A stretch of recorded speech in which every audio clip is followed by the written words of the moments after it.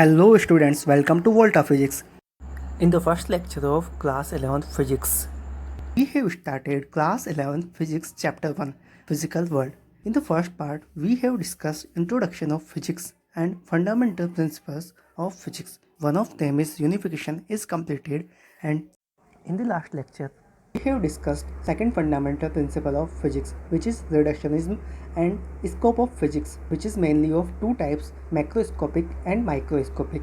In this lecture, we will discuss physics and technology, then fundamental forces of nature. So start with physics and technology. हम पढ़ने वाले हैं physics and technology.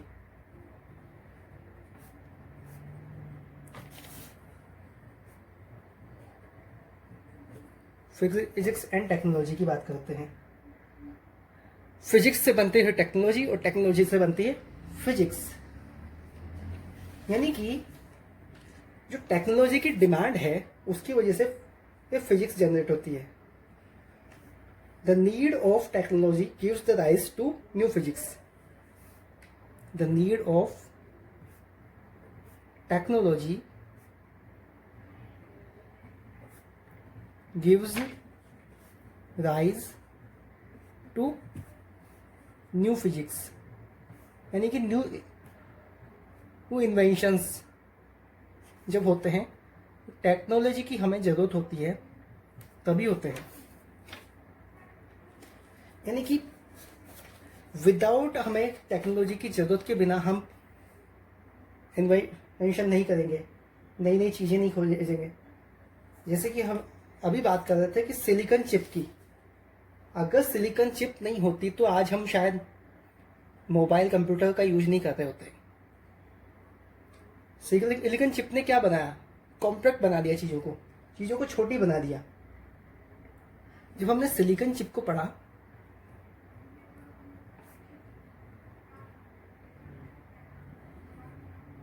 Silicon chip पढ़ने से क्या हुआ, इसको जब हमने पढ़ा तो फिर हमने सेमीकंडक्टर को पढ़ना स्टार्ट किया. यानी कि सेमीकंडक्टर जो बने सिलिकॉन चिप के थ्रू ही बने. सिलिकॉन चिप से सेमीकंडक्टर बने और उस सेमीकंडक्टर से ही लैपटॉप, मोबाइल, टीवी और एलईडी, इन सबके सर्किट्स जो बन रहे हैं अभी वो बने. यानी कि जैसे जैसे आप एग्जाम्पल के लिए यूज कर सकते हैं कि पहले जो टीवी यूज कर सकते थे, बड़ी टीवी यूज करते थे, बड़े बड़े बॉक्स में होती थी कैथोड रे ट्यूब वाली. उसकी जगह अभी हम क्या कर रहे हैं, कॉम्पैक्ट साइज ले रहे हैं, एलईडी टीवी यूज कर रहे हैं. साइज कॉम्पैक्ट हो गया ना, तो इसको बोलते हैं टेक्नोलॉजी की हमें ज़रूरत थी तो हमने इन्वेंशन किया इस तरह का चीज़ों का और कॉम्पैक्ट साइज हो गई. अगली बात करें तो इलेक्ट्रोमैग्नेटिक वेव्स की. इलेक्ट्रोमैग्नेटिक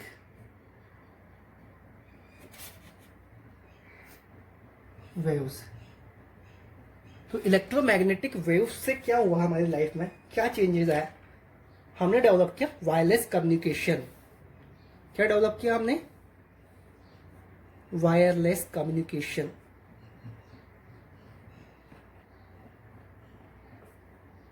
वायरलेस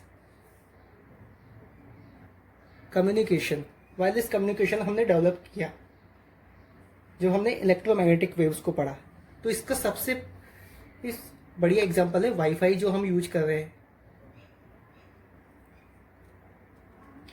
अगली बात करें तो इलेक्ट्रोमैग्नेटिक इंडक्शन. Electromagnetic induction. इससे क्या हुआ? इससे एसी करंट जनरेट हुआ. क्या जनरेट हुआ? AC current. AC current generate हुआ. जो हमारे घर में यूज हो रहा है ना, एसी करंट इलेक्ट्रोमैग्नेटिक इंडक्शन से यूज हुआ है. तो हमने क्या किया, फिर एसी करंट जनरेट हुआ तो फिर हमने ट्रांसफॉर्मर्स बनाए, जनरेटर्स बनाए. तो जैसे जैसे टेक्नोलॉजी की नीड बढ़ती गई, हम फिजिक्स में डेवलपमेंट करते गए, हम नए नए इन्वेंशन करते गए. इसका एक और एग्जांपल ले सकते हैं, स्टीम इंजन। क्या? Steam engine.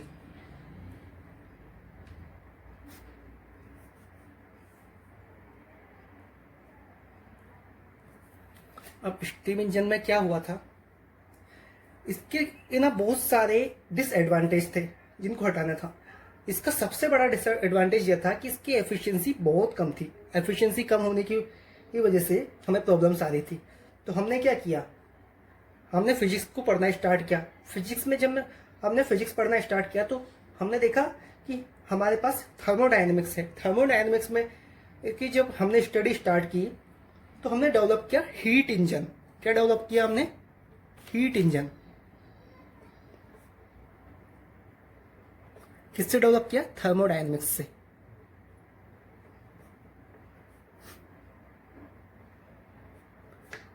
से हमने क्या किया?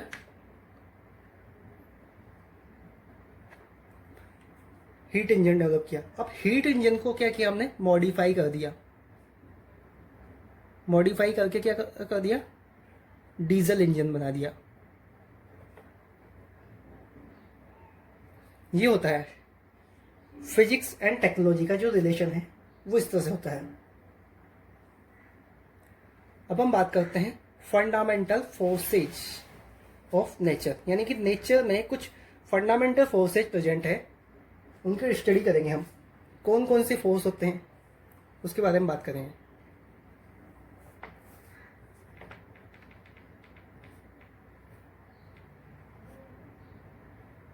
Fundamental forces of nature. पहला है gravitation force, gravitational force. Second है weak nuclear force, weak nuclear force. And third one is electromagnetic force, electromagnetic force. And fourth is strong nuclear force.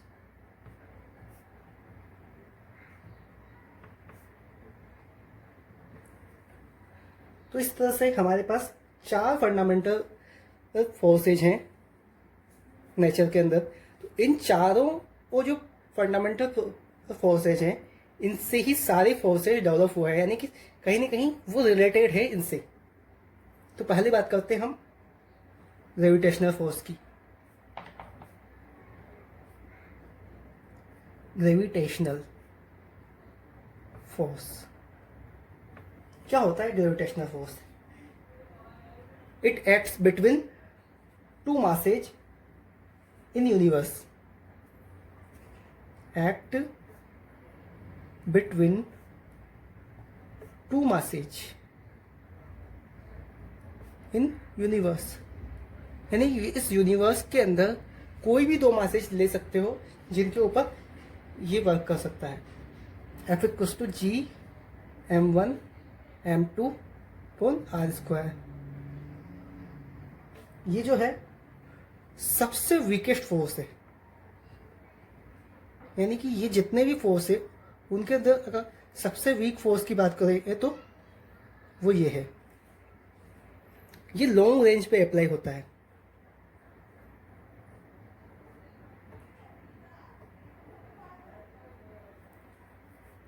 Long range का force है, यानी कि act up to infinite distance, infinite distance तक valid है। यानी कि जैसे कि आपका फोर्स है प्लैनेट्स के बीच में, कोई भी 2 प्लैनेट्स के बीच में, उनके बीच में डिस्टेंस जो है बहुत ज़्यादा है, बहुत ज़्यादा है।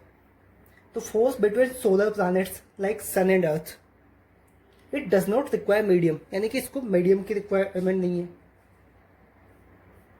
यानी कि force between solar planets like sun and Earth. It doesn't require medium. It doesn't require any medium. Without medium work करता है, इसमें मीडियम की जरूरत ही नहीं है। ठीक है, नेक्स्ट है आपका सेकेंड फोर्स जो है वो है वीक न्यूक्लियर फोर्स। कैसे वर्क करता है बात करते हैं इसके बारे में। Week nuclear force, it acts between neutrino and other particles. It acts between neutrino and other particles. Neutrino और अदर पार्टिकल्स के बीच में एक्ट करता है ये। अब कैसे एक्ट करता है बात करते हैं इसके बारे में। जब आपका बीटा डीके होता है तो क्या होता है, एक न्यूट्रॉन और एक न्यूट्रिनो रिलीज होता है। In beta decay one neutron and one neutrino release होता है। Sorry, one electron and one neutrino, एक इलेक्ट्रॉन और एक न्यूट्रिनो रिलीज होता है जब आपका बीटा डीके होता है। यानी कि ये जो न्यूट्रिनो है यहाँ पे डिस्चार्ज पार्टिकल है। क्या है? डिस्चार्ज पार्टिकल है।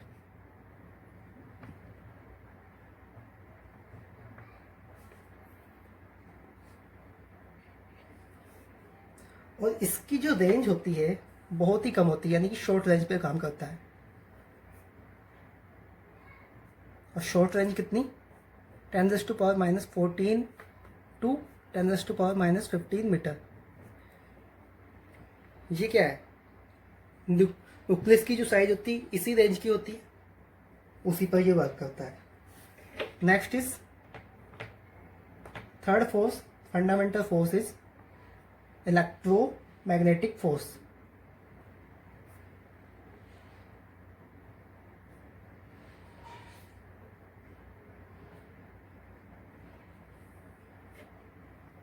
ये चार्जेस के बीच में वर्क करता है। कोई भी दो चार्जेस इसके बीच में, it acts between two charges, यानी कि चार्जेस के बीच में एक्ट करता है। ये लॉन्ग रेंज का फोर्स होता है।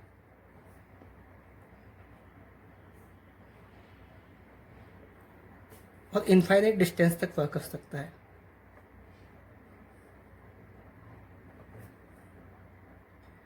Does not require any medium, यानी कि मीडियम रिक्वायर नहीं है।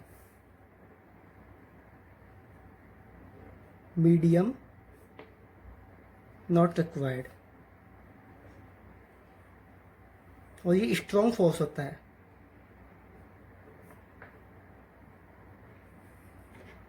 यानी कि हमने 3 फोर्स डिस्कस कर लिए हैं।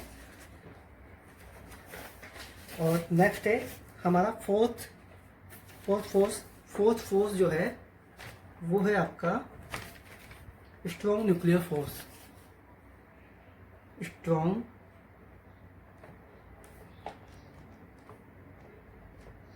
Nuclear force. अब स्ट्रॉन्ग न्यूक्लियर फोर्स क्या होता है इसके बारे में बात करेंगे हम।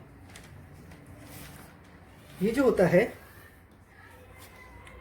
Neutron, proton and proton neutron के बीच में एक्ट करता है।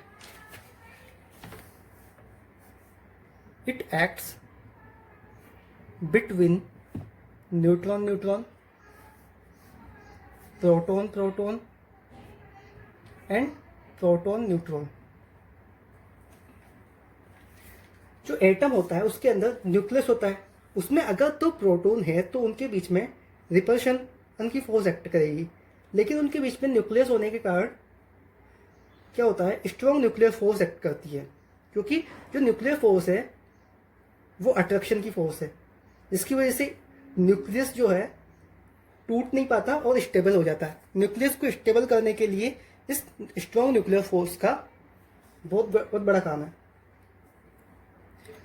इसके बारे में और बात करते हैं कि क्या क्या इसके अंदर होता है। It is independent of charges. क्या मतलब है इसका? इंडिपेंडेंट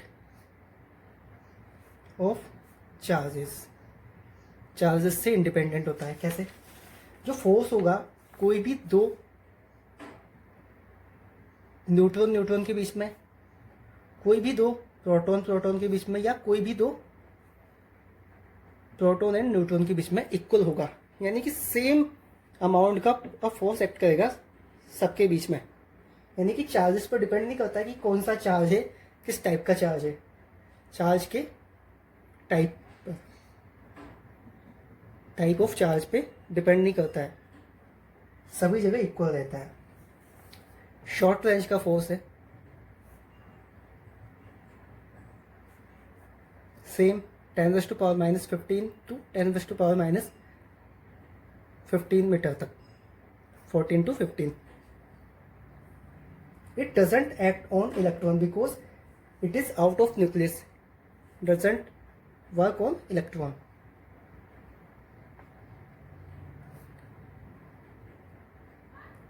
और act on electron। कंपेरिजन अगर करना चाहें तो कर सकते हैं हम इनका।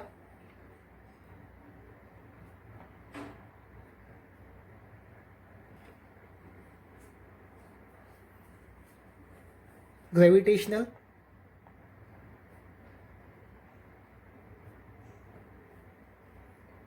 Weak nuclear,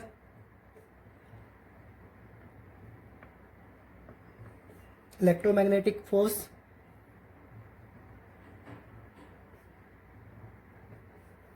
and strong nuclear force. Okay, suppose अगर हम इस स्ट्रॉन्ग न्यूक्लियर फोर्स की स्ट्रेंथ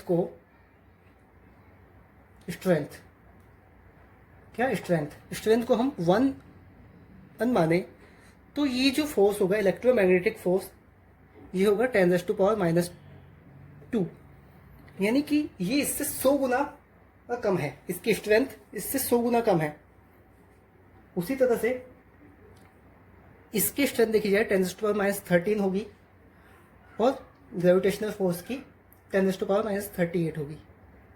तो हमने क्या देखा? स्ट्रॉन्ग न्यूक्लियर फोर्स की है 1, इलेक्ट्रोमैग्नेटिक फोर्स की 10⁻², वीक न्यूक्लियर फोर्स की 10⁻13 एंड ग्रेविटेशनल फोर्स की 10⁻38 स्ट्रेंथ है। रेंज की बात करें तो ये लॉन्ग रेंज होता है gravitational force, nuclear force short range होता है, और इलेक्ट्रोमैग्नेटिक फोर्स भी लॉन्ग रेंज होता है, और स्ट्रॉन्ग न्यूक्लियर फोर्स भी शॉर्ट रेंज होता है। रेंज आपको पता ही है, इनकी तो होती है इनफाइनाइट, और इसकी होती है 10⁻14 टू 10⁻15 मीटर, 10⁻14 टू 10⁻15 मीटर। ये हो गया इन फोर्स के बारे में। तो ये था हमारा फर्स्ट चैप्टर फिजिकल वर्ल्ड। ये जो इम्पोर्टेंट चीज़ें थी इसमें जो डिस्कस की जा सकती थी, जो आपके लिए ज़रूरी थी, वो हमने डिस्कस कर लिए। तो ये हमारा फर्स्ट चैप्टर यहाँ पे कंप्लीट हुआ। टिल देन नेक्स्ट वीडियो के लिए तैयार रहिए। नेक्स्ट वीडियो होगा हमारा सेकंड चैप्टर के लिए, यूनिट्स एंड डायमेंशन के लिए। तब तक के लिए देखते रहिए वोल्टा फिजिक्स।